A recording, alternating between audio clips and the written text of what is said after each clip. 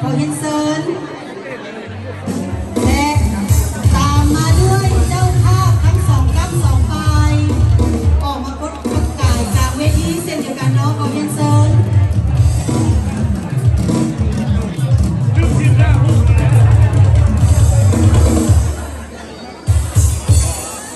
เจ้าตามขนบธรรมเนียมประเพณีเจ้าภาพฝ่ายหญิงขอเรียนเชิญอยู่ทางด้านซ้าย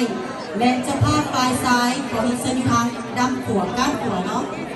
ขอเรียนเชิญเจ้าภาพทั้งสองก้านสองฝ่ายเนาะขอเรียนเชิญเจ้าภาพฝ่ายหญิงและเจ้าภาพฝ่ายซ้ายเจ้าภาพฝ่ายหญิงอยู่ด้านซ้ายส่วนเจ้าภาพฝ่ายซ้ายอยู่ด้านขวา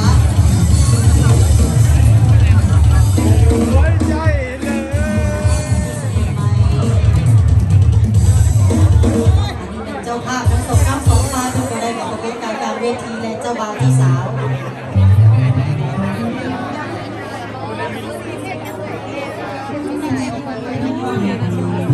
แย่ตรงนั้นบ่แย่ได้โอ้อันนี้วะว่าเรื่องสิ้นนี่วะ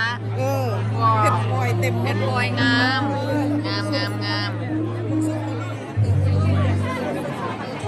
าภาพทั้งสองฝ่ายเพื่อนก็ได้มาประกบกายกลางเวทีเป็นที่เรียบร้อย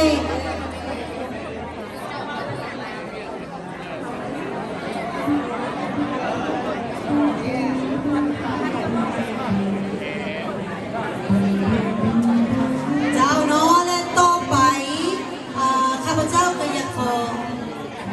เรียนเชิญยาลุงศรีวิไลธรรมวงศาขึ้นกล่าวคำโอวาทให้แก่ผู้สมรสใหม่ใน